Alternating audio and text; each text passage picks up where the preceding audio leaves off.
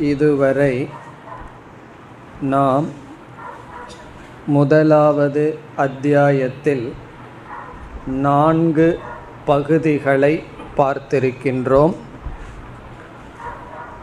4வது பகுதியில் நாம் பார்த்த கடைசி உபாசனை அமிர்த அபய விசிஷ்ட ஓங்கார உபாசனம்.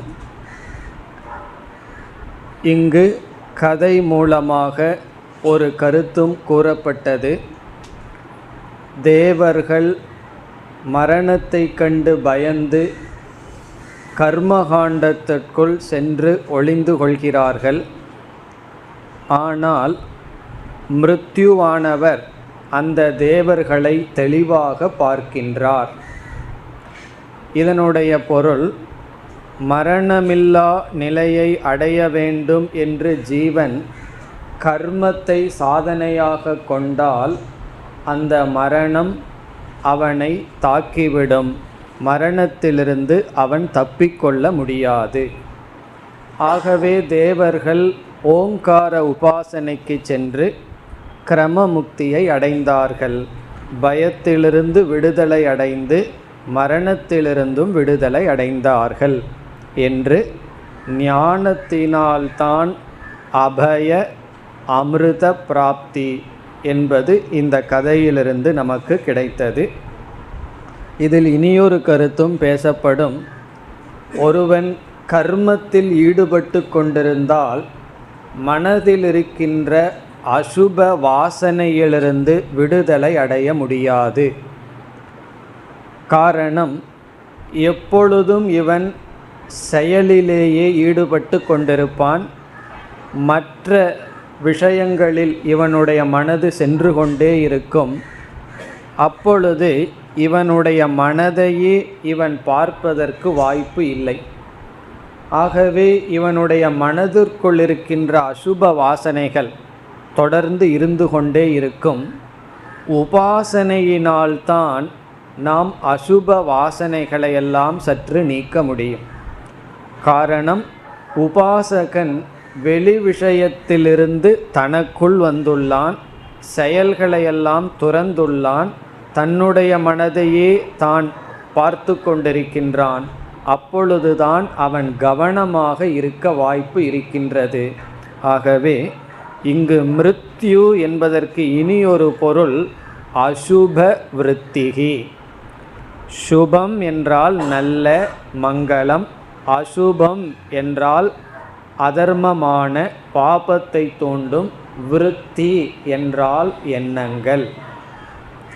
அதாவது நாம் கர்மத்தில் ஈடுபட்டு கொண்டிருக்கும் பொழுது நமக்குள்ளே இருக்கின்ற அல்லது நம்முடைய மனதில் அசுப விருத்திகள் அவ்வப்பொழுது தொடர்ந்து கொண்டே இருக்கின்றது. ஆனால் உபாசனைக்கு வந்துவிட்டால் அசுப விருத்திகள் பயந்து ஓடிவிடுகின்றது. காரணம், உபாசனையில்தான் நம்முடைய மனதையே நாம் பார்க்கின்றோம், நம்முடைய மனதையே நாம் முழுமையாக செயல்படுத்துகின்றோம். அந்த பொருளும் இங்கு நாம் எடுத்துக்கொள்ளலாம். காரணம், கர்ம நம்முடைய மனதில் இருக்கின்ற அசுப விருத்தியை நீக்காது என்பதுதான் கடைசியாக பார்த்த உபாசனையில் கிடைக்கின்ற கருத்து. இனி நாம் அடுத்த பகுதிக்கு செல்கின்றோம். முதலாவது அத்தியாயத்தில் 5வது பகுதி, 5வது செக்ஷன். இதில் 5 மந்திரங்கள் இருக்கின்றன. இங்கு 3 உபாசனைகள் பேசப்படுகின்றது. 5 மந்திரங்களுக்குள் 3 உபாசனை வருகின்றது. மிக மிக சுலபமான உபாசனைகள் தான். முதல் உபாசனை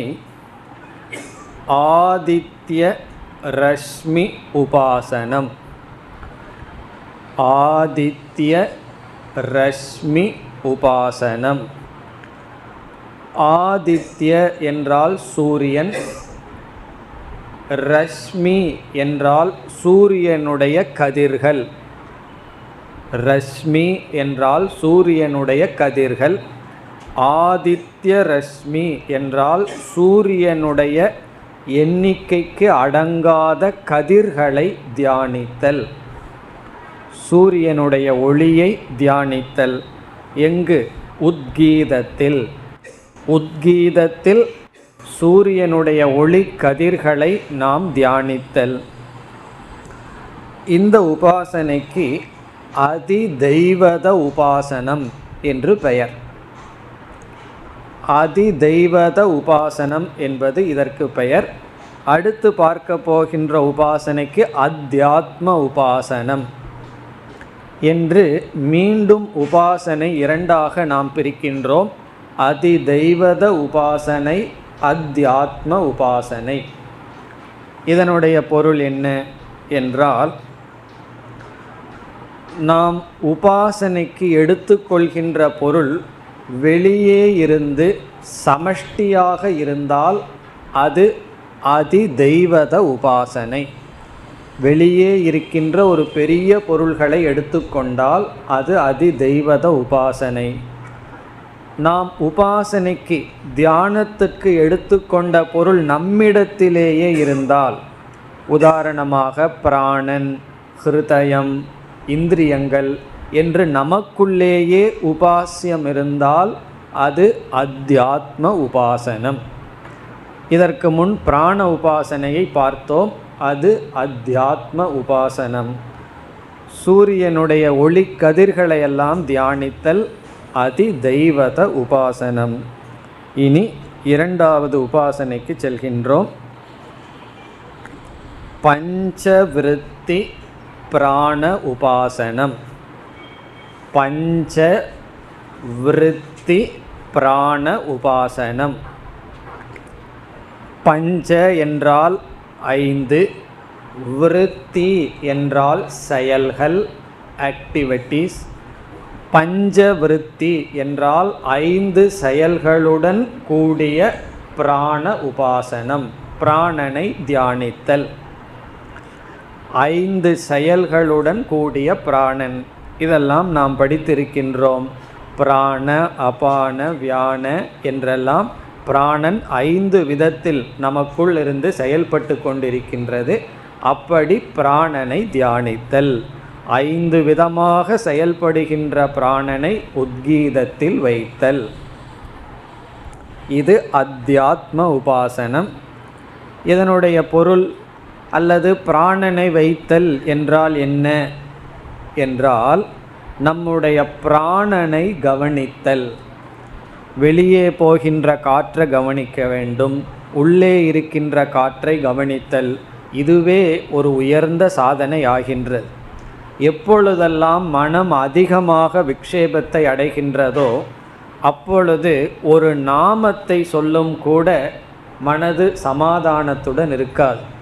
காரணம், அதிகமாக வேகமாக இருக்கும். அப்பொழுது மனதை அமைதிப்படுத்த வேண்டுமென்றால் அதற்கு ஒரே ஒரு வழி, மெதுவாக சுவாசித்து அந்த சுவாசனையை கவனித்தல். அப்பொழுது மனம் அடங்கிவிடும். காரணம், சுவாசம் மெதுவாக செல்லும் பொழுது அதை மனது மெதுவாக பார்க்கும் பொழுது அமைதியடையும். இவ்விதம் நம்முடைய உடலில் பிராணன் 5 விதத்தில் செயல்பட்டு கொண்டிருக்கின்றது என்று அதை கவனித்தல் பிராண உபாசனம் ஆகின்றது. இது இரண்டாவது உபாசனை. இனி மூன்றாவது உபாசனை.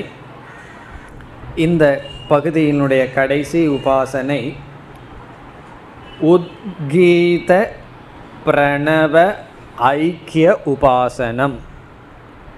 உத்கீத பிரணவ ஐக்கிய உபாசனம். உத்கீத என்ற சொல் இங்கு சாமவேதத்தில் உச்சரிக்கப்படுகின்ற ஓங்காரத்தை குறிக்கின்றது. அதை நாம் ஏற்கனவே பார்த்திருக்கின்றோம். உத்கீதம் என்பது சாமவேதத்தில் இருக்கின்ற மந்திரத்தினுடைய ஒரு பகுதி.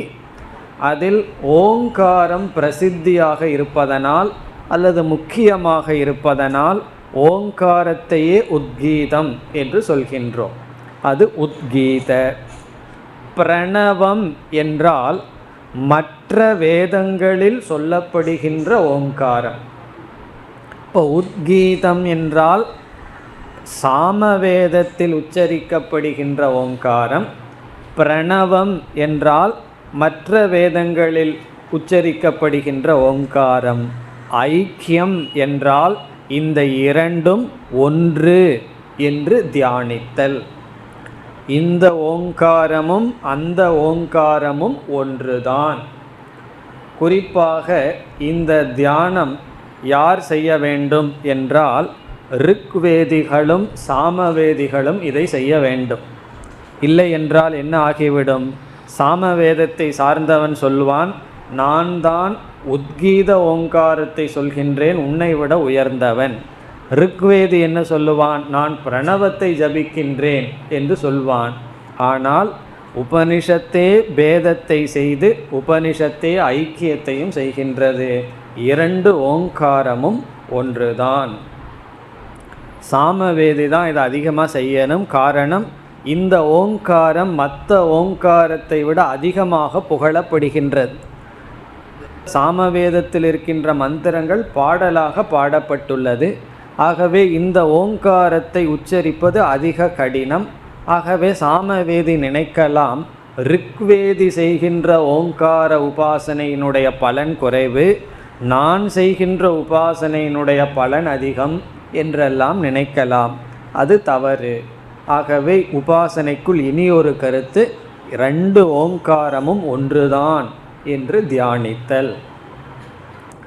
இத்துடன் 5வது பகுதி முடிவடைகின்றது. இனி நாம் 6வது பகுதிக்கு செல்கின்றோம். 6th section. இதில் 8 மந்திரங்கள் இருக்கின்றது. 6வது பகுதியில் 6, 7 இந்த 2 பகுதிகளிலும் வர இருப்பது ஒரு உபாசனை. இந்த பகுதியிலும் அடுத்த பகுதியிலும் 6, 7 இந்த 2 செக்ஷன்லையும் நமக்கு வர இருப்பது ஒரு உபாசனை. அந்த உபாசனைக்கு பெயர் பரமேஸ்வர உபாசனம். பரமேஸ்வர உபாசனம். சில உபாசனைகள் எப்படி அமைந்திருக்கும் என்றால், உபாசனைகளுக்குள்ளேயே அங்கம் அங்கி என்ற பேதம் அமைந்திருக்கும். இதனுடைய பொருள், முதலில் சில உபாசனைகள் சொல்லப்படும், சிறிய சிறிய உபாசனைகள். அந்த உபாசனைகளெல்லாம் அங்கமாகின்றது. அங்கம் என்றால் பார்ட், ஒரு பகுதி.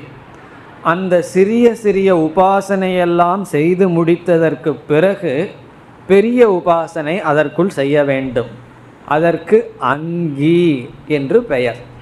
இப்போ அங்க உபாசனை என்றால் பெரிய ஒரு உபாசனைக்கு முன் சில சிறிய உபாசனைகளெல்லாம் இருக்கும், அது அங்க உபாசனை. அதை முடித்து பிறகு செய்யப்பட வேண்டியது பெரிய உபாசனை, அது அங்கி. அவ்விதத்தில் இந்த பரமேஸ்வர உபாசனை அங்கி, அதுதான் பிரதானம், பரமேஸ்வர உபாசனை.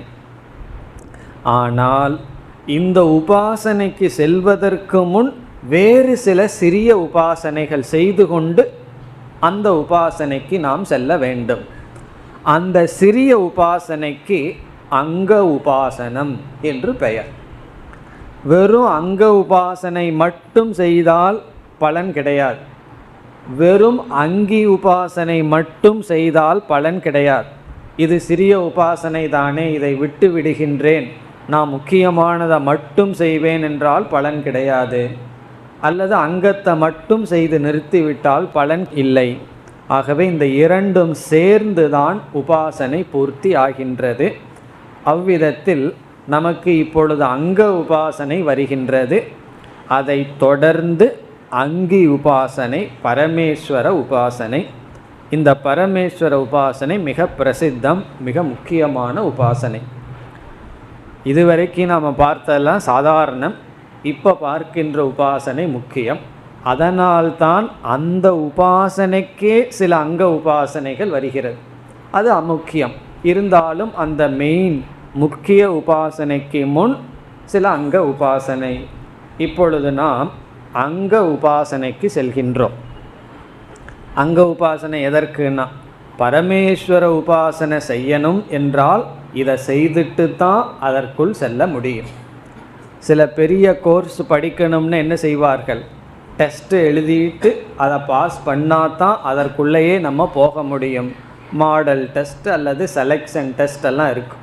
அதுபோல் பரமேஸ்வர உபாசனை செய்கிறதுக்கு இது தகுதி. இந்த உபாசனை செய்துட்டு தான் அந்த உபாசனைக்கு செல்ல வேண்டும். இப்போ இங்கு என்ன செய்யப்படுகிறது என்றால், 2 ஆலம்பனம் எடுத்துக்கொள்ளப்படுகின்றது. அதில் ஒரு ஆலம்பனம் ரிக்வேதம், 2வது ஆலம்பனம் சாமவேதம். இப்போ ரிக்வேத மந்திரம் அல்லது முழு ரிக்வேதம், சாமவேதம் என்று 2 ஆலம்பனம். இந்த இடத்துல உத்கீதம் ஆலம்பனம் அல்ல, 2 ஆலம்பனம் எடுத்துக்கொள்ளப்படுகின்றது. அந்த 2 ஆலம்பனத்தில் ஒவ்வொரு ஆலம்பனத்திலும் 5 தேவதைகள் தியானிக்கப்படுகின்றது. இப்போ ரிக்வேதத்தில் 5 தேவதைகள், சாமவேதத்தில் 5 தேவதைகள் தியானிக்கப்படுகின்றது. அவ்வளவுதான் அங்க உபாசனை. அந்த தேவதைகளினுடைய பெயரை மட்டும் இப்பொழுது பார்க்கலாம். முதலில் ரிக்வேதத்தில் தியானிக்கப்பட வேண்டிய தேவதை பிருத்திவி. இந்த அகில பிருத்திவியையே ரிக்வேதத்தில் தியானிக்க வேண்டும். சாமவேதத்தில் அதற்கு நிகராக தியானிக்க வேண்டியது அக்னி தேவதா. இப்போ பிருத்திவி அக்னிஹி. 2வது அந்தரிக்ஷம். அந்தரிக்ஷம்னா இடைவெளி, ஆகாசம். வாயுகு. வாயுகு யாருக்கு? சாமவேதத்தில் வாயுகு, ரிக்வேதத்தில் அந்தரிக்ஷம். 3வது ரிக்வேதத்தில் சொர்க்கக, சொர்க்கலோகத்தை தியானித்தல். 3வது சாமவேதத்தில் ஆதித்யக, சூரியன். பிறகு ரிக்வேதத்தில் 4வதாக வருகின்ற தேவதைகள் நக்ஷத்ராணி, நக்ஷத்திரங்கள். சாமவேதத்தில் வருவது சந்திரன், சந்திரமாகா. இறுதியாக ரிக்வேதத்தில் வருவது சுக்லம்பாகா என்று உபனிஷத் அழைக்கின்றது. சுக்லம்பாகா அது என்னன்னு பிறகு பார்க்கலாம். சாமவேதத்தில் கிருஷ்ணம்பாகா. சுக்லம்பாகா என்றால் ஆதித்யனுக்குள், சூரியனுக்குள் இருக்கின்ற வெண்மையான பகுதி. கிருஷ்ணம்பாகா என்றால் சூரியனுக்குள் இருக்கின்ற கருப்பான பகுதி. சூரியனுக்குள்ளேயே டார்க்னஸ் இருக்கா, சூரியனுக்குள்ளேயே வெண்மை இருக்கின்றதாம். இது எவ்வளவோ காலத்துக்கு முன்னாடி உபனிஷத் கூறியது. இன்று விஞ்ஞானத்தில் என்ன சொல்கிறார்கள் என்றால், சூரியனுக்குள்ள மைய பகுதியில் இருள் இருக்கின்றது என்று கூறுகின்றார்கள். அப்படி சூரியனுக்குள் இருக்கின்ற கருப்பு பகுதி கிருஷ்ணம்பாகா, சூரியனுக்குள் இருக்கின்ற வெண்மை பகுதி சுக்லம்பாகா. இவ்விதம் தியானித்தால்தான் நாம் பரமேஸ்வர உபாசனைக்கே அந்த உபாசனை செய்ய தகுதியை அடைகின்றோம். இது அங்க உபாசனை. பிறகு இதே தேவதையை மீண்டும் வேறு 2 ஆலம்பனத்திலும் தியானிக்க வேண்டும். அது இனி ஒரு அங்க உபாசனை. இதே தேவதைகள் ரிக்வேதம் என்ற இடத்தில் சா என்கின்ற சொல், சாமவேதம் என்ற ஆலம்பனத்தில் அம் என்கின்ற சப்தம். இப்போ சா அம் என்று 2 சப்தங்கள். இந்த சா என்பது ரிக்வேதம் எப்படி ஆலம்பனமாக இருந்ததோ அந்த இடத்தில், இப்போ சாங்கிற இடத்துல பிருத்திவி, அந்தரிக்ஷம், சொர்க்கக, நக்ஷத்ராணி, சுக்லம்பாகா இவைகளை தியானிக்கணும். அம்ங்கிற இடத்துல சாமவேதத்துக்கு எந்த தேவதைகளை தியானித்தோமோ அதை தியானிக்க வேண்டும். இத்துடன் அங்க உபாசனை முடிவடைகிறது. இனி நாம் பரமேஸ்வர உபாசனைக்கு வருகின்றோம். இந்த உபாசனைக்குள் செல்வதற்கு முன் சிறிய விசாரத்தை இப்பொழுது நாம் மேற்கொள்ள வேண்டும். சாஸ்திரத்தில் 2 பிரம்ம பேசப்படுகின்றது. ஒன்று சகுணம் பிரம்ம, இனி ஒன்று நிர்குணம் பிரம்ம. இதெல்லாம் நமக்கு தெரிந்திருக்கின்ற கருத்து. சகுணம் பிரம்ம, நிர்குணம் பிரம்ம. இப்போ சகுணம் பிரம்மத்துக்கு என்ன லட்சணம்? சகுணம் பிரம்ம இஸ் ஈக்குவல் டு ஈஸ்வரன் அல்லது நிர்குண பிரம்ம ப்ளஸ் மாயை. சகுண பிரம்மத்துக்கு லட்சணம் நிர்குண பிரம்மத்துடன் மாயா தத்துவத்தை சேர்த்துவிட்டால் அது சகுண பிரம்மன் ஆகின்றது. அப்போ நிர்குண பிரம்மத்துக்கு என்ன லட்சணம்னா, நிர்குணம் பிரம்ம அங்கே ப்ளஸ்ஸும் கிடையாது மைனஸும் கிடையாது, ஒரு நிர்குண பிரம்ம மட்டும், அது நிர்குண பிரம்ம. இப்பொழுது உபாசனைக்கு நிர்குண பிரம்ம என்றைக்குமே விஷயமாக வராது. நிர்குண பிரம்மத்தை எப்படி உபாசனை செய்தல்? ஆகவே நிர்குண பிரம்ம ஞேயம் பிரம்ம ந உபாஸ்யம் பிரம்ம என்று சொல்லப்படும். ஞேயம் பிரம்ம என்றால் நிர்குண பிரம்ம அறியத்தக்கதே தவிர தியானிக்கத்தக்கது அல்ல. ஆகவே நம்மிடத்தில் இருக்கிற 2 பிரம்மத்தை சரியாக அப்ரோச் பண்ணணும். 2 பேர்த்துக்கிட்ட சரியான ஆட்டிடியூடோடு போகணும். நிர்குண பிரம்மத்துக்கிட்ட போகணும்னா தெரிந்து கொள்ள வேண்டும் என்ற பாவனையில் அப்ரோச் பண்ணணும். சகுண பிரம்மத்துக்கிட்ட போகணும்னா சகுண பிரம்ம தத்துவத்தையும் தெரிஞ்சுட்டு தியானிக்கணுங்கிற எண்ணத்தில் நம்ம போகணும். மாற்றி விடக்கூடாது. நான் சகுண பிரம்மத்தை தியானித்து எனக்கு ரொம்ப போர் அடிச்சிடுது, கொஞ்ச நாள் நிர்குண பிரம்மத்தை தியானிக்கின்றேன், அது முடியாது.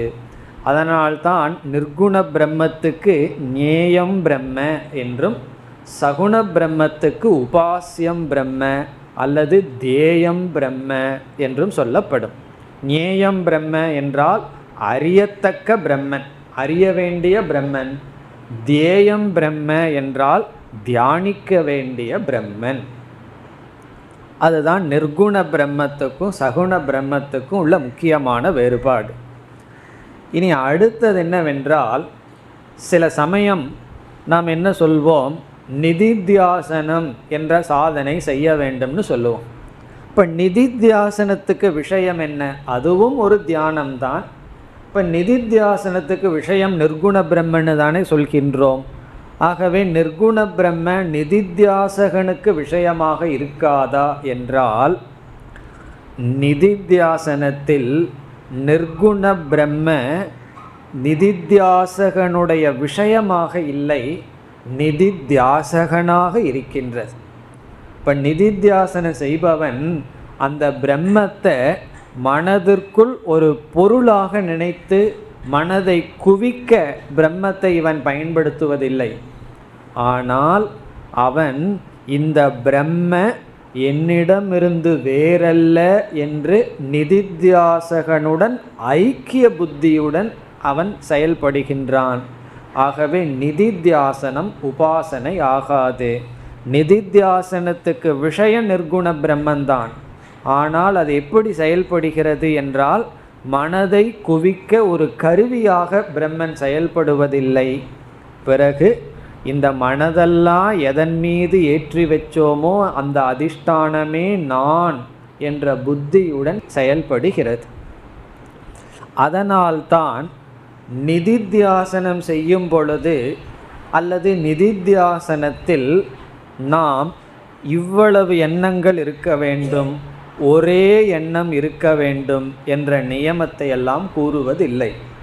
அகம் பிரம்மன்னு சொல்லலாம், அகம் பூர்ணகன்னு சொல்லலாம், அகம் ஆத்மான்னு சொல்லலாம்.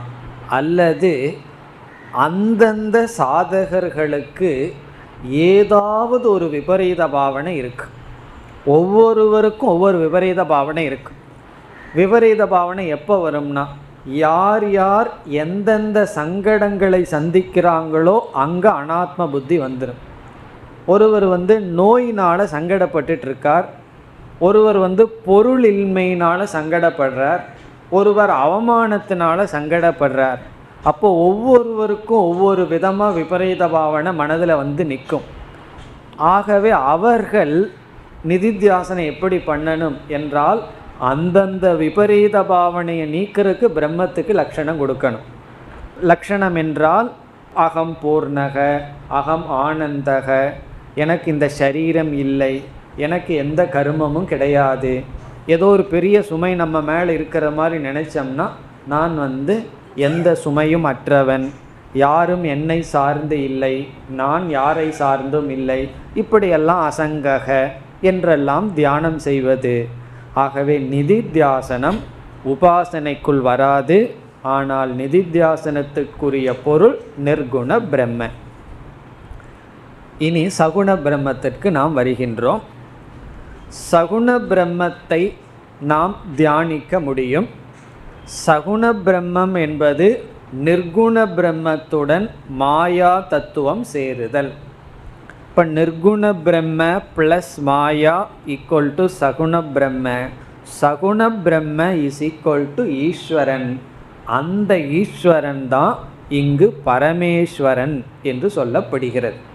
இப்போ பரமேஸ்வர உபாசனை என்றால் சகுண பிரம்ம உபாசனம் அல்லது ஈஸ்வர உபாசனம்.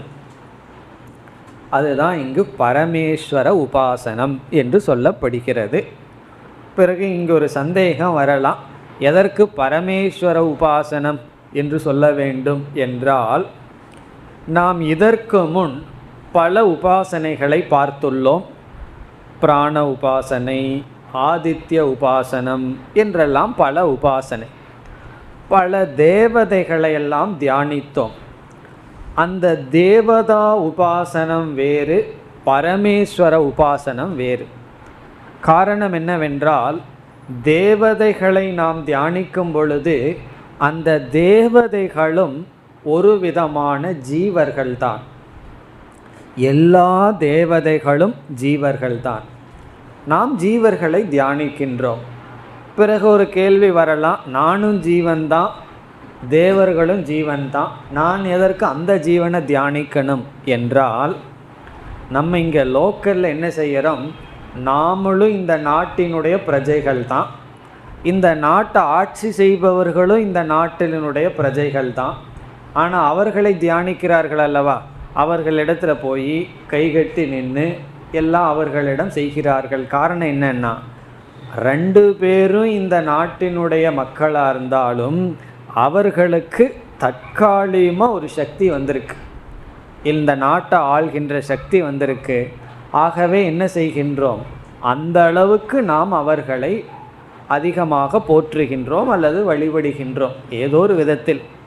அதே போல ஜீவர்களினுடைய புண்ணிய அதிசயத்தினால் சில ஜீவர்கள் தேவதையாக பிறக்கிறார்கள். நம்மையை விட அதிக சக்தி அவர்களுக்கு இருக்கிறது. ஆகவே அவர்களுடைய அனுகிரகம் நமக்கு தேவைப்படுகிறது. இந்திரனுடைய அனுகிரகம் தேவைப்படுது, வாயுனுடைய அனுகிரகம் தேவைப்படுது.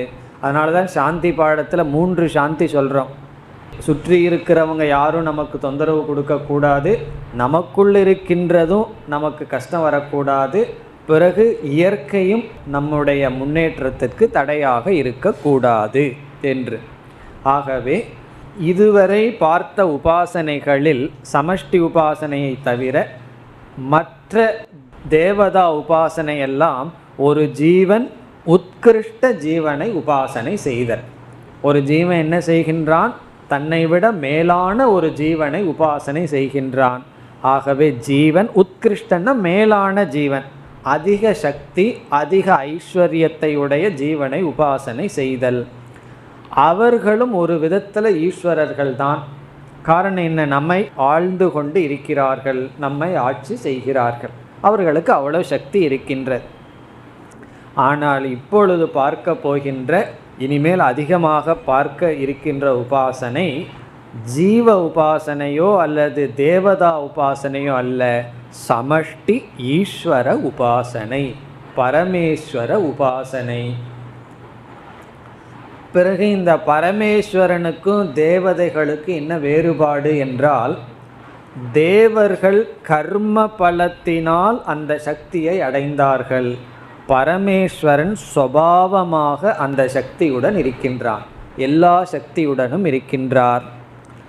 பிறகு தேவர்களிடம் விதவிதமான சக்திகள் இருக்கும்.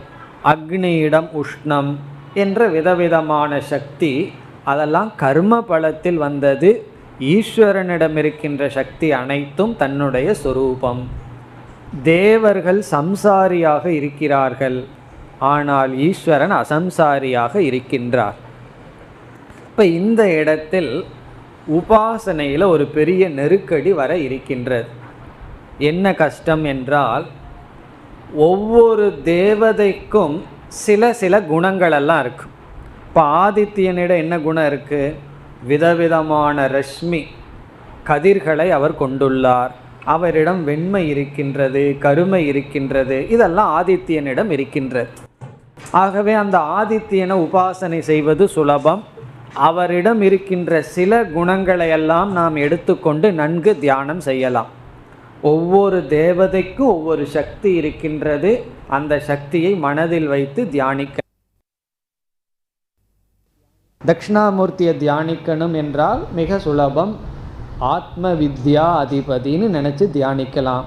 இந்த ஆத்ம ஞானத்தை வழங்குபவர். சரஸ்வதினா பொதுவாக அறிவை கொடுப்பவர். பிறகு லக்ஷ்மினா செல்வம் என்று ஒவ்வொரு தேவதைகளுக்கும் ஒவ்வொரு ஐஸ்வர்யம் இருக்கின்றது. அந்த குணம் நமக்கு தியானம் செய்ய உதவியாக இருக்கும். இப்பொழுது இந்த தேவதைகளையெல்லாம் நாம் விட்டு நேரடியாக பரமேஸ்வரனை உபாசிக்க சென்றால் ஒரு பெரிய நெருக்கடி வருகின்றது. என்னவென்றால், பரமேஸ்வரன் என்பவர் நிர்குண பிரம்ம ப்ளஸ் மாயா தத்துவம். இந்த மாயை அவ்யக்த சொரூபம், வெளித்தோற்றத்திற்கு வராத சொரூபம். இந்த பிரபஞ்சமெல்லாம் வர்றதுக்கு காரணமாக இருந்த சொரூபம். இப்போ நிர்குண பிரம்மனும் இந்திரிய விஷயமும் அல்ல, மாயையும் இந்திரிய விஷயம் அல்ல. ஏன்னா மாயையும் காரணஸ்வரூபம், நிர்குணஸ்வரூபம் காரணத்துக்கே அதிஷ்டானம்.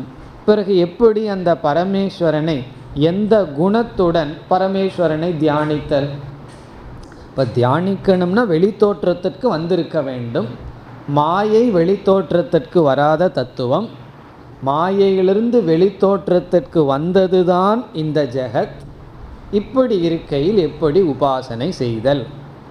இப்போ இந்த சமயத்தில் வெளித்தோற்றத்திற்கு எவைகளெல்லாம் வந்ததோ அவைகளை எடுத்து உபாசனை செய்யலாம் என்றால், ஏதோ ஒன்றை எடுத்து உபாசனை செய்துட்டால் என்னாகும்? அது பூர்ண ஈஸ்வரன் அல்ல. மாயையிலிருந்து வெளித்தோற்றத்திற்கு வந்த ஒரு சக்தியை எடுத்து உபாசனை செய்வது தான் தேவதா உபாசனைகள். ஆகவே வெளித்தோற்றத்துக்கு வந்த ஏதாவது ஒன்றை எடுத்துட்டோம் அப்படின்னா அது பரமேஸ்வர உபாசனை ஆகாது. சரி, வெளித்தோற்றத்திற்கு வராத வெறும் மாயா நிர்குண பிரம்மத்தை மட்டும் உபாசிக்க வேண்டுமென்றால் உபாசனைக்கு வழி இல்லை. காரணம், எல்லாம் இந்திரிய அகோச்சரமாக இருக்கின்றது. இப்போ இந்த நிலையில் இந்த இடத்துல உபனிஷத் ஒரு உபாயத்தை கொடுக்கின்றது. எந்த நிலை? இந்த நிலை நமக்கு ரொம்ப புரியணும். எந்த நிலையில் நம்ம இப்போ இருக்கோம்? பரமேஸ்வரனை உபாசிக்க விரும்புகின்றோம். இந்த லோக்கல் தேவதைகளையெல்லாம் நான் உபாசிக்க விரும்பலை. எல்லாத்துக்கும் மூல காரணமாக இருக்கின்ற சகுண பிரம்மமான பரமேஸ்வரனைத்தான் தியானிக்க விரும்புகின்றேன். அப்படி தியானிக்கும் பொழுது பரமேஸ்வரன் என்பவர் வெளித்தோற்றத்திற்கு வராத தத்துவம். வெளித்தோற்றத்துக்கு வந்ததை உபாசிக்கலாம்னா எல்லாமே பரமேஸ்வரனுடையது தான். மாயையிலிருந்து எல்லாமே வந்தது பிரம்மஸ்வரூபம். ஆகவே என்ன செய்வது என்ற நிலை வரும்பொழுது உபாசகன் தெரிந்தே பரமேஸ்வரனிடத்தில் 2 காரியத்தை செய்கின்றான். தெரிஞ்சு செய்கிறது, அறியாமையினால் அல்ல, தெரிஞ்சு 2 காரியத்தை செய்கின்றான். 2 கல்பனை செய்கின்றான். 2ஐ பரமேஸ்வரனிடம் கற்பிக்கின்றான். கல்பனைன்னு சொன்னால் தெரிஞ்சு செய்கிறது. தெரியாமல் கற்பனை பண்ணால் அதுக்கு பேர் அத்தியாசம். கயிற்றை பார்க்கிறோம், அது பாம்பாக தெரிகிறது. நான் பாம்பாக அதில் கல்பனை செய்தேன் என்றால் அது அத்தியாசம் அல்ல. தெரியாமல் அதை பாம்பாக பார்த்தா அத்தியாசம். தெரிஞ்சே பார்த்தோம்னா அது கல்பனை, உபாசனார்த்தம். அப்படி என்ன 2 கல்பனை என்றால், பரமேஸ்வரனுக்கு சாஸ்திரம் சில குணங்களை கற்பிக்கின்றது. என்ன உபாசித்தாக வேண்டும், ஆகவே சில குண கல்பனை, விசிஷ்ட குணங்கள் கற்பிக்கப்படுகின்றது. இந்தந்த குணத்துடன் அந்த பரமேஸ்வரன் இருப்பதாக கற்பனை. இது முதல் கற்பனை. இரண்டாவது கல்பனை ஸ்தான கல்பனா. ஸ்தானம்னா இந்த இடத்துல பரமேஸ்வரன் இருக்கின்றார். காரணம் என்ன, உபாசனை பண்ணணும்னா எங்கே அந்த பரமேஸ்வரன் இருக்கார், ஸ்தான கல்பனை. இப்போ ஸ்தான குண கல்பனை பரமேஸ்வரனுக்கு செய்யப்படுகிறது. தெரிஞ்சே உபாசகனுக்கு தெரியுது பரமேஸ்வரனுடைய ஸ்தானம் சர்வம், எல்லாமே பரமேஸ்வரன் இருக்கிற இடம்தான். இருந்தாலும் நான் உபாசனைக்காக ஒரு ஸ்தானத்தில் அவரை வைக்கின்றேன். இரண்டாவது, பரமேஸ்வரனுக்கு எல்லா குணமும் பரமேஸ்வரனுடைய குணம்தான். இருப்பினும் சில குணங்களை பரமேஸ்வரனிடம் வைத்து நான் அந்த பரமேஸ்வரனையே தியானிக்கின்றேன் என்று ஸ்தான குண கல்பனையின் மூலமாக பரமேஸ்வரனை நாம் தியானிக்க முடியும். இல்லை என்றால் பரமேஸ்வரன் என்ன நினைக்கிறது, நிர்குண பிரம்மன்னு சொன்னால் என்ன செய்வது, ஒன்றும் செய்ய முடியாது. அதே போல் சகுண பிரம்மமும் அவ்வளவு சுலபமாக உபாசிக்க முடியாது.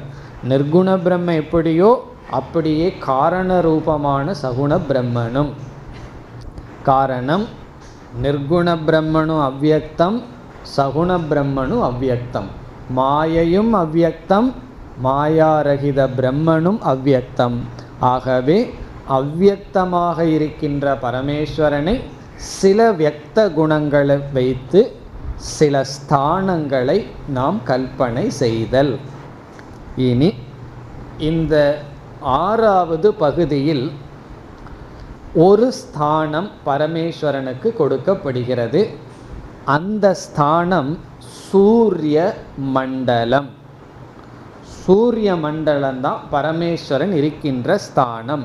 இது ஸ்தான கல்பனை.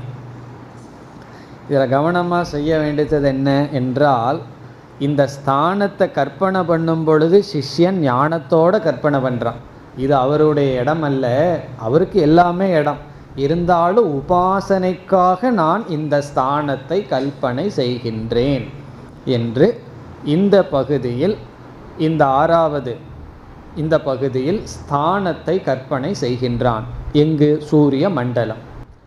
பிறகு குணங்கள் கற்பனை செய்யப்படுகின்றது. 6 குணங்கள் இங்கு கற்பனை செய்யப்படுகிறது. 6 குணங்கள் அந்த பரமேஸ்வரனுக்கு. அதனால தான் இந்த உபாசனைக்கு பெயர் ஷட் விசிஷ்ட குண சம்பன்ன பரமேஸ்வர உபாசனம்.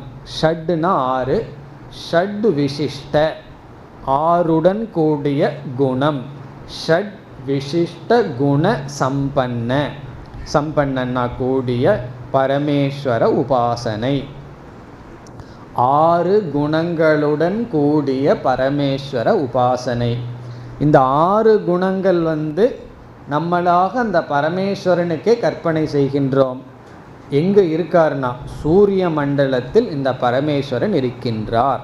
இந்த பகுதி அடுத்த 7வது செக்ஷனில் என்ன செய்யப்படுகின்றது, இதே பரமேஸ்வர உபாசனை, ஆனால் ஸ்தானம் சூரிய மண்டலம் அல்ல, ஸ்தானம் மட்டும் மாற்றப்படுகிறது.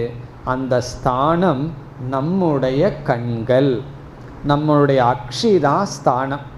பகவான் எங்கே உட்கார்ந்துருக்காருனா நம்ம கண்ணில் இருக்காராம், அது ஸ்தானம். பிறகு குணம், இதில் சொல்கின்ற சில குணங்கள், பிறகு அங்கு வேறு சில புதிய 2 குணங்கள் வரும்.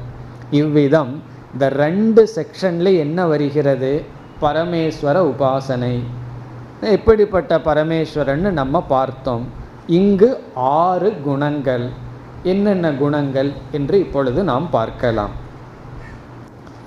முதல் குணம் பரமேஸ்வரனிடம் நாம் பார்ப்பது, நாம் கற்பனை செய்வது ஹிரண்மயக. ஹிரண்மயக, தங்க நிறமுடையவர். ஹிரண்மயகன கோல்டு, தங்கம், தங்கத்தினுடைய நிறத்தை உடையவர். உபனிஷத்தில் என்ன வார்த்தை வருகிறது? ஹிரண்ய கேசக, தங்கத்தை போன்ற கேசகன முடியை உடையவர். ஹிரண்ய ஸ்மஸ்ருகு, ஸ்மஸ்ருகுண தாடியாம், தங்கத்தை இது போல தாடி உடையவராம். இப்படியெல்லாம் கற்பனை பகவானுக்கு வைக்கிறது. அப்புறம் ஆனெகா சர்வம் சுவர்ணகன்னு சொல்லப்படுது. நிகம் வரைக்கும் உடம்பே தங்கமாக இருக்கான். மேபி அந்த காலத்தில் இருக்கிறவங்களுக்கு தங்கத்தில் அவ்வளோ மோகம் இருந்திருக்குமோ என்னமோ, தங்க சுரூபமாகவே பகவான் இருக்கார் என்று. தங்கமான தாடி, தங்கமான மீசை, பிறகு தங்கமான முடி, உடலே தங்கமயமாக இருப்பவர். கோல்டு பகவான் அல்ல, ஹிரண்மயக, ஹிரண்யம் இவ, தங்கத்தை போன்று இருப்பவர் என்று அந்த பரமேஸ்வரன் மீது முதல் குணம் ஏற்றி வைக்கப்படுகின்றது. இனி இரண்டாவது குணம் கப்யாசம் புண்டரீகம். கப்யாசம் புண்டரீகம். புண்டரீகம் என்றால் தாமரை, கப்யாசம் என்றால் உதிக்கின்ற சூரியனை போன்ற சிவந்த. கப்யாசம் உதிக்கின்ற சூரியனை போன்ற சிவந்த. எல்லாம் சேர்ந்த கடைசியில் கிடைப்பது சிவந்த தாமரை போன்ற கண்களை உடையவர். அவருடைய கண்கள் எப்படி இருக்குமாம் என்றால் சிவந்த தாமரை போன்ற கண்களை உடையவர். இது இரண்டாவது குணம், கப்யாசம் புண்டரீகம். முதலாவது ஹிரண்மயக. மூன்றாவது குணம் உத் நாம. உத் நாம, இதனுடைய பொருள் உத் என்ற பெயரை உடையவர். உத் நாம என்றால் உத் என்ற பெயரை உடையவர். இந்த பரமேஸ்வரனுக்கு உத் என்ற ஒரு பெயர். உத் என்றால் என்ன என்றால் எல்லா பாபத்தையும் கடந்து நிற்பவர். சர்வேப்யக பாப்மப்யக உதிதக. சர்வேப்யக அனைத்து, பாப்மப்யக பாபத்திலிருந்தும், உதிதக கடந்து நிற்பவர். இப்போ எல்லா பாபத்திலிருந்தும் கடந்து நிற்பவர். அப்படிப்பட்ட பரமேஸ்வரனை நான் மனசில் நினைக்கிறேன்னு சொன்னால் கடைசியில் என்ன கிடைக்கும்னா மனசில் இருக்கிற நம்மளுடைய பாவமும் நீங்க வேண்டும். இது மூன்றாவது. நான்காவது ரிக் சாம கோஷ்ணக. ரிக் சாம கோஷ்ணக, இதனுடைய பொருள் ரிக் வேதம் சாமவேதம் இவைகளை அங்கமாக உடையவர். ரிக் வேதத்தையும் சாமவேதத்தையும் அங்கமாக உடையவர்.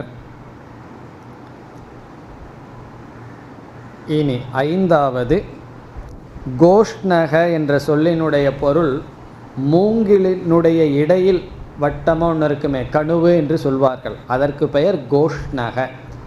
ரெண்டு மூங்கிலுக்கு அங்கமாக இருப்பது போல் இடையில ரவுண்ட் ரவுண்டாக இருக்குமே, அதுதான் கோஷ்ணக. இனி ஐந்தாவது உத்கீதத்துவம்.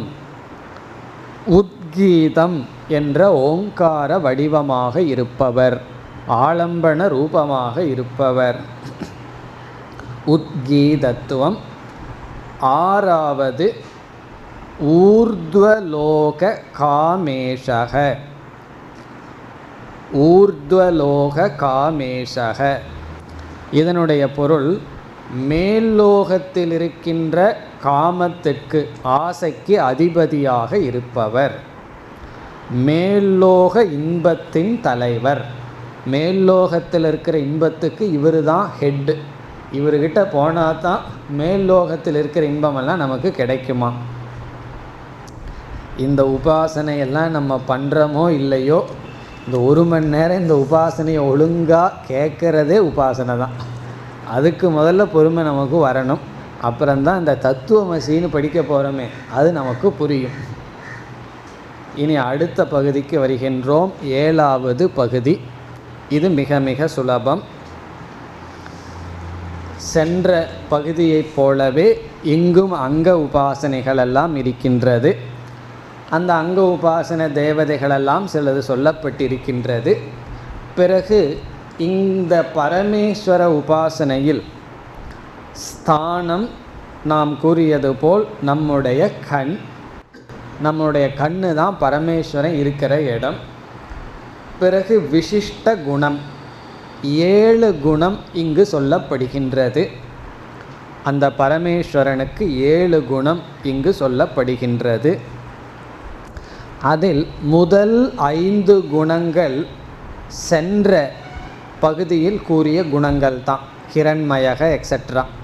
அந்த 5 அப்படியே நாம் இங்கு புரிந்து கொள்கின்றோம். 6, 7 புதிதாக இங்கு சொல்லப்படுகிறது. ஆகவே அதை மட்டும் இப்பொழுது பார்க்கலாம். பரமேஸ்வரனுக்கு ஏற்கனவே முதல் 5 நம்ம சொன்னமே அதே குணம். இந்த பகுதியில் வருகின்ற 6வது குணம் அதோலோக காமேஷக. அதோலோக காமேஷகனா கீழ்லோகத்தினுடைய இன்பத்திற்கு அதிபதி. கீழ்லோகத்தில் இன்பம் இருக்கா இல்லையான்னு கேட்கக்கூடாது. கீழ்லோகத்தில் இன்பம் இருக்கும், அது கீழாக இருக்கும், அதற்கு அதிபதி. பிறகு 7வது இப்போ இருக்கிற மக்களுக்கு ரொம்ப முக்கியம், தனேஷக.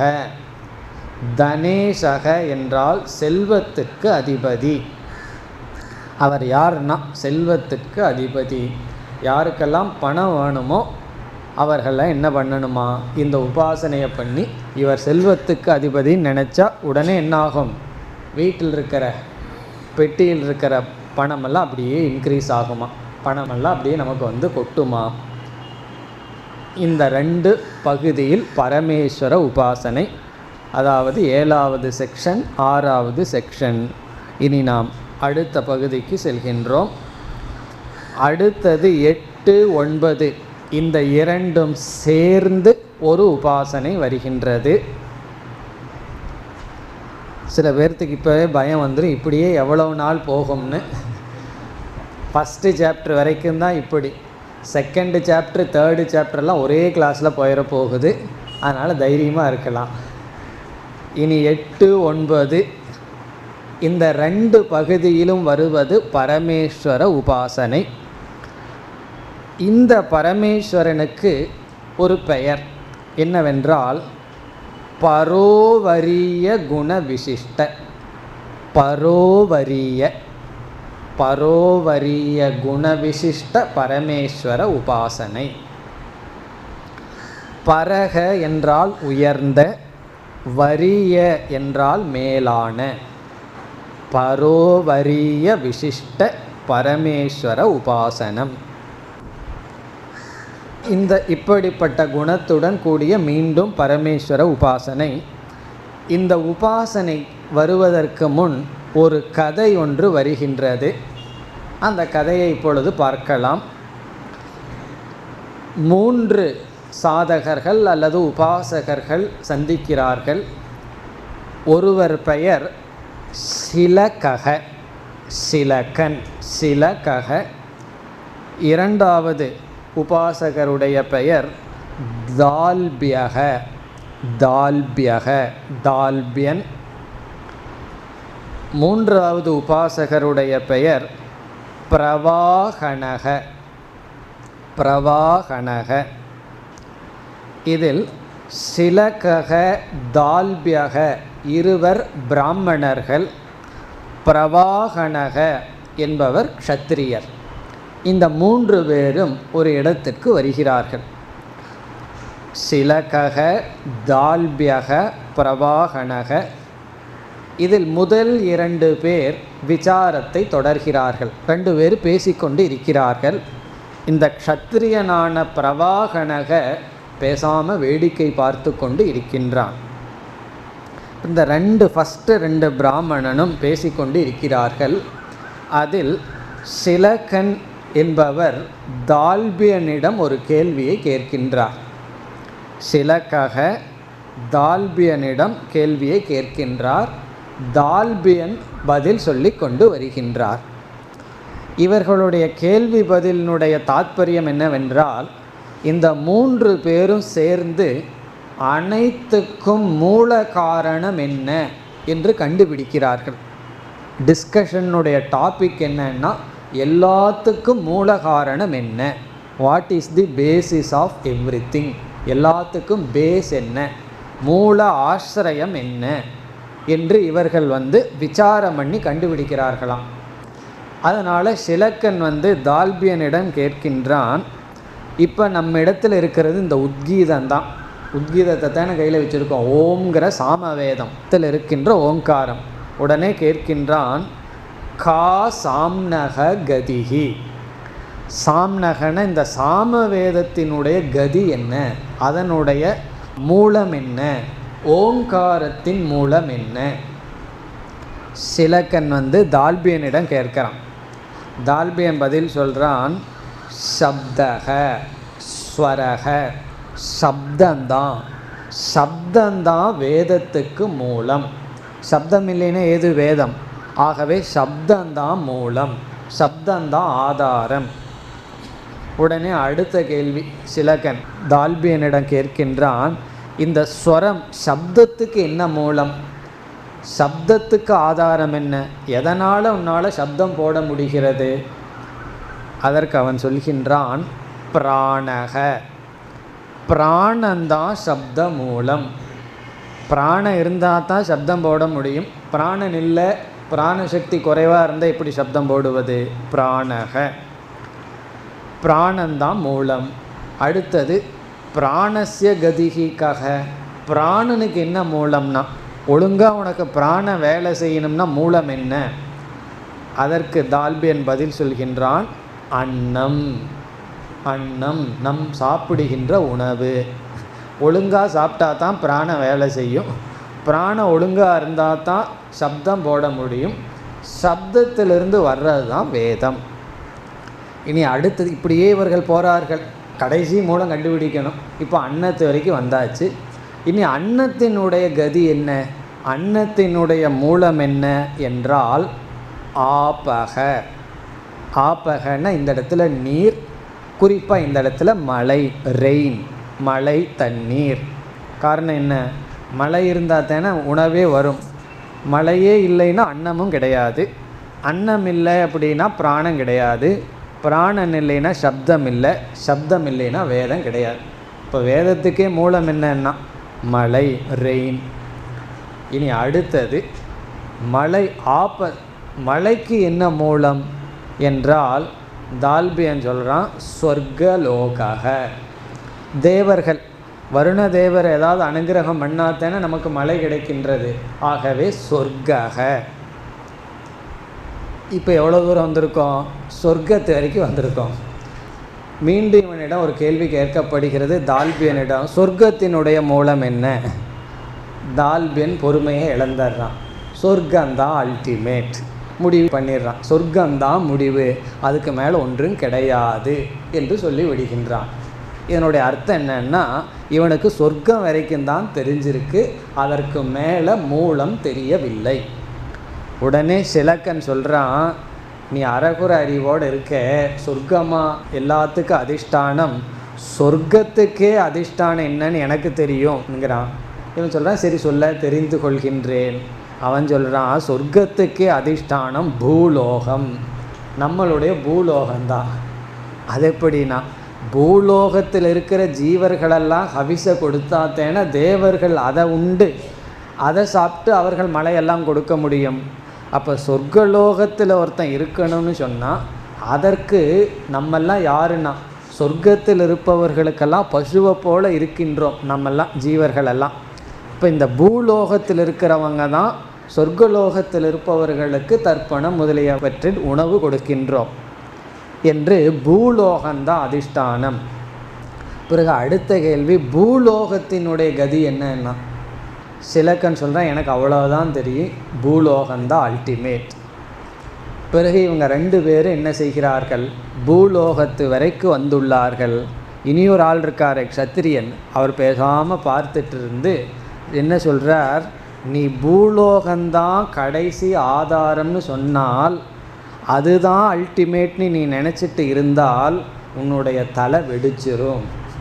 காரணம் என்ன, நீ தப்பான கருத்தோடு இருக்க, இதற்கும் ஆசிரியம் ஒன்று இருக்குது என்று கடைசியாக இருக்கிற பிரவாகணன் பரமேஸ்வரன் என்று இங்கே உபாசிக்கக்கூடிய பரமேஸ்வரனை அறிமுகப்படுத்துகிறார். அப்போ எப்படி இங்கே பரமேஸ்வரன் வர்றாருன்னா, பூலோகத்திற்கும் அது மட்டும் இல்லை அனைத்துக்கும் மூல காரணம் பரமேஸ்வரன். அந்த பரமேஸ்வரன் பரக, அந்த பரமேஸ்வரன் வரியகன்னு சொல்லி பிரவாகணன் க்ஷத்திரியன் இந்த 2 பிராமணர்களுக்கும் ஞானத்தை கொடுக்கின்றார். ஏன் உபனிஷத்து க்ஷத்திரியம் பிராமணன் எல்லாம் சொல்லுதுன்னு சொன்னால், ஞானத்தை யாரிடமிருந்தும் நாம் பெற வேண்டும். நான் பிராமணன், அவன் வீட்டில் சாப்பிட மாட்டேன்னெல்லாம் சொல்லுவது போல் நான் உங்கள்கிட்ட அறிவை வாங்க மாட்டேன்னு சொல்லக்கூடாது. யாரிடம் அறிவிருக்கோ அவர்கள், அறிவில்லாதவர்கள் என்ன செய்ய வேண்டும், அறிவை பெற வேண்டும். அதற்காக உபனிஷத் சொல்லுது, இந்த க்ஷத்திரியன் தெரியாத பிராமணர்களுக்கு பரமேஸ்வரனை சொல்லி கொடுத்தார். அந்த பரமேஸ்வரன் தான் இங்கு உபாசிக்கக்கூடியவர். பிறகு இந்த பரமேஸ்வரனுக்கு அழகான ஒரு லட்சணம் இங்கு கடைசியாக பிரவாகணன் கூறுகின்றார். அதை நாம் அடுத்த வகுப்பில் பார்ப்போம். ஓம் பூர்ணமத பூர்ணமிதம் பூர்ணாத் பூர்ணமுதச்யதே பூர்ணஸ்ய பூர்ணமாதாய பூர்ணமேவாவசிஷ்யதே. ஓம் சாந்தி சாந்தி சாந்தி.